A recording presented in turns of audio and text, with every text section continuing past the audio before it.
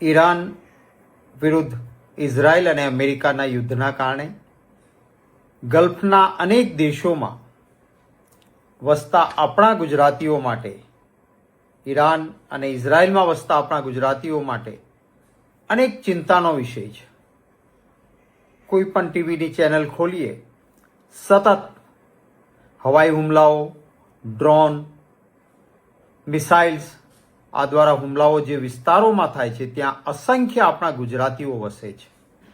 મેં માનનીય વડાપ્રધાનશ્રીને અને માનનીય વિદેશ મંત્રીશ્રીને વિનંતી કરતો ઈમેલ મોકલ્યો છે કે આપણા ગુજરાતીઓ જે આ જગ્યાએ છે એમની સંપૂર્ણ સુરક્ષાની વ્યવસ્થા કરવામાં આવે.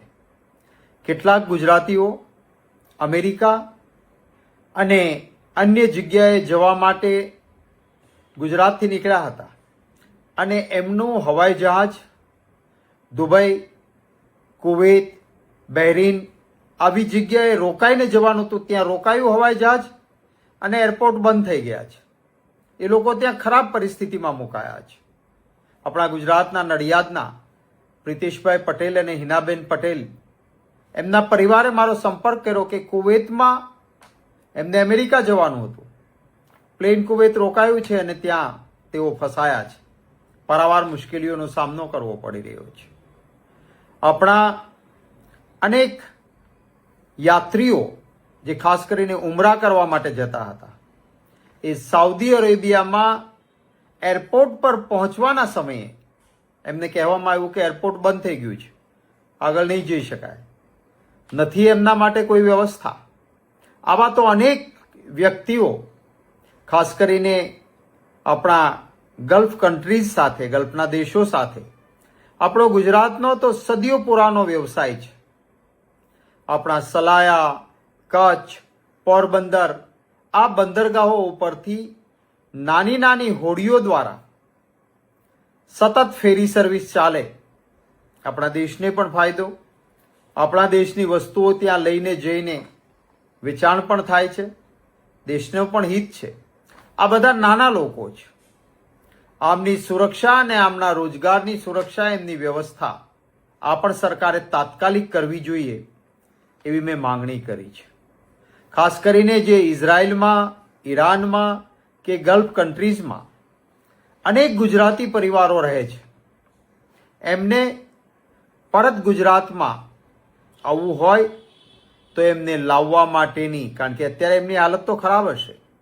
ભૂતકાળમાં ખાડી યુદ્ધ થયું ત્યારે કેન્દ્રમાં કોંગ્રેસની સરકાર હતી, સરકારના ખર્ચે બધાને જ પરત લઈને આવ્યા હતા.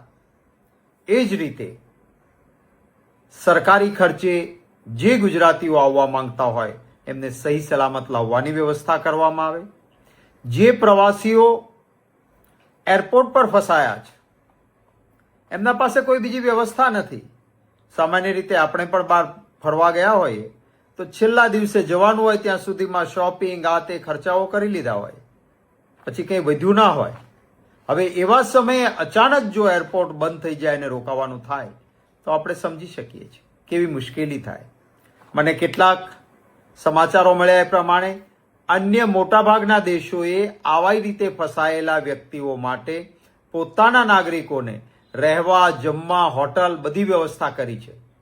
તો આપણા દેશની એમ્બેસીઝ પણ જે કોઈ આપણા નાગરિકો એરપોર્ટ પર બહાર ફસાયા છે એમના માટે તાત્કાલિક પૂરેપૂરી રહેવાની, જમવાની બધી જ વ્યવસ્થા કરે.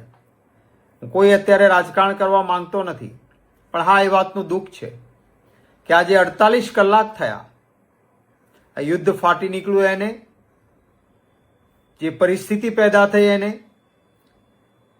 માનનીય વડાપ્રધાન શ્રી કે ગુજરાતના મુખ્યમંત્રી શ્રી તરફથી એક પણ નિવેદન આપણા ગુજરાતીઓની ચિંતા કરતું આવ્યું નથી. ત્યારે મેં સામેથી મારા પાસે જે હકીકતો પ્રાપ્ત હતી, મને જે પરિવારોના તરફથી ફોન આવતા હતા એના આધાર ઉપર અને મારા પાસે પ્રાપ્ત માહિતીને ધ્યાને લઈને કેટલીક વિડીયો પણ આવી. એ સાથે માનનીય પ્રધાનમંત્રી શ્રી અને વિદેશ મંત્રીશ્રીને ઈમેલ પણ કરી છે. વિદેશ મંત્રીશ્રીને પૂરી રીતે એમને ત્યાં પણ ફોન કરીને પણ લખાયું છે. હું આશા રાખું છું કે આપણા ગુજરાતીઓની સલામતી માટે પૂરતી વ્યવસ્થા આપણી સરકાર કરે, એ જ માત્ર મારી લાગણી અને માંગણી છે. ઈશ્વરને પણ પ્રાર્થના છે કે આપણા જે કોઈ ગુજરાતીઓ જ્યાં ક્યાંય છે ત્યાં આ યુદ્ધના સમયે સલામત રહે અને સલામત રીતે પરત આવે. નમસ્કાર.